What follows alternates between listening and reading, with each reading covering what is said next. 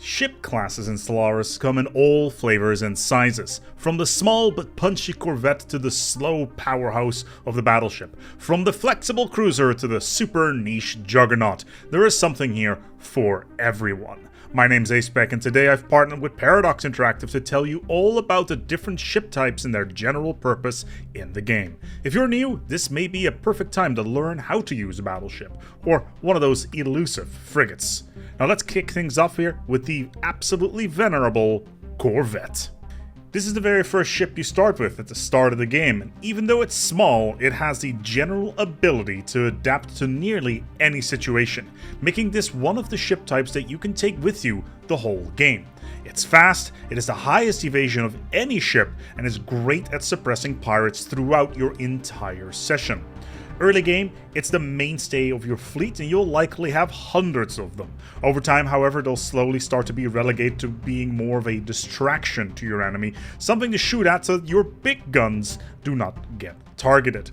Its single utility slot is best served with an afterburner to crank up the evasion even more, as speed, evasion, and low cost are the name of the game for Corvettes, so make sure you try to leverage that. Stick with the interceptor version, unless of course you encounter missiles early game. Frigates are an offshoot of the Corvette. It's slightly tankier, with double the hull points and an additional low slot for an additional shield or armor piece. However, it is significantly slower, and more importantly, unlike its sibling, has terrible evasion. So what is this thing good for? Well, the frigate is a torpedo bomber that uses its guided missiles to throw devastation at larger enemies. Frigates are some of the most difficult ship types in the game to use, as they are usually sitting ducks if they cannot engage. They're slow, they can't dodge, and will likely die en masse. However, the amount of damage they can do is absolutely exceptional. They are great battleship busters, especially if you can put a cloak on them. Their single utility slot is best reserved for an afterburner, as you want to get them to their positions quickly and effectively. You can crank these ships out for very cheap, very quickly in the later game, so leverage that versus empires with tons of cruisers and battleships.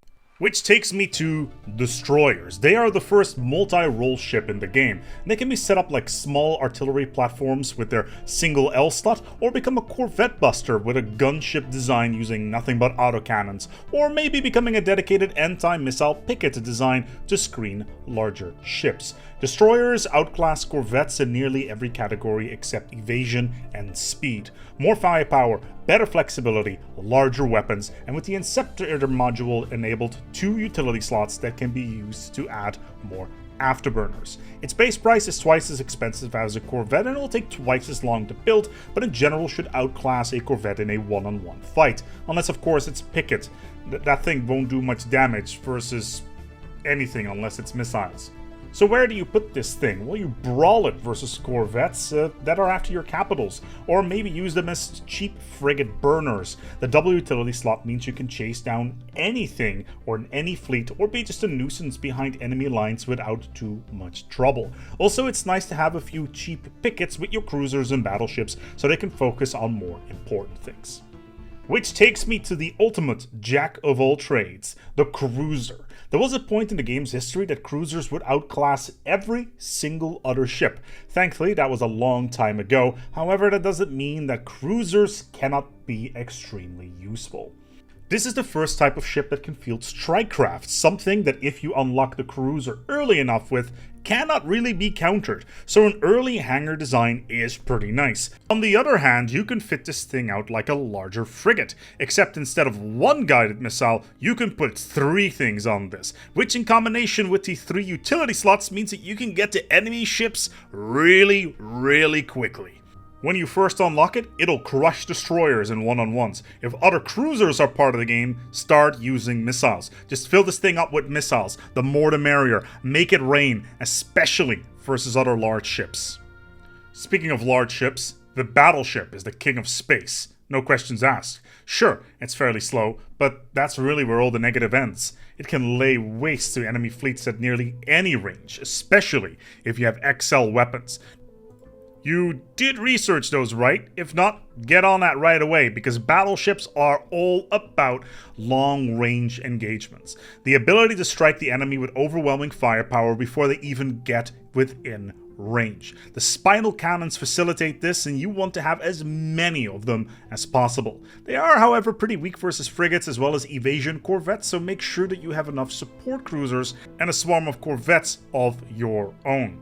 Also, the spinal cannon can only really be shot forward, so make sure that you have tons and tons of distance between you and your enemy. You could leverage your 3 utility slots and fill them with afterburners, but you're probably better off using the auxiliary targeting computers instead, just to make sure that you always hit your targets. The Titan is objectively the strongest ship in the game, except it really isn't. You can say that its insanely powerful perdition beam can be used to wipe out enemy ships in a single shot, but that's not really why it's here. Titans are super heavy artillery platforms that can deploy auras to improve the performance of your fleet or reduce the enemy's ability to function properly. Want to improve tracking on all of your ships? You can do that. You want better invasion? Yeah, you can do that too. Essentially, the Titan is a flying auxiliary slot for everything in your fleet and should be handled as such.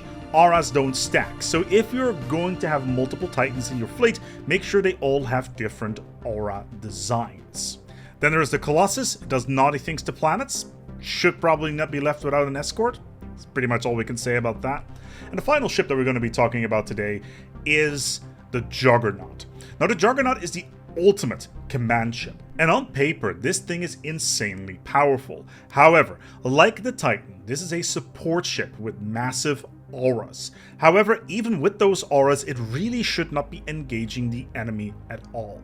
This is a behind-the-lines mobile shipyard that supports fleet by building new ships. Its primary mission is to stay out of trouble, jump forward, yes, I said jump because it's way too slow with its normal engines, and should thus avoid conflict unless it's in a siege. The aura effects that it can field are no slouch. A weapon range modifier of 40%, a strike craft firepower modifier of 20, a 30% orbital bombardment bonus. This thing is powerful, but if not handled well, then it's a giant white elephant because it'll die quickly if it's not covered.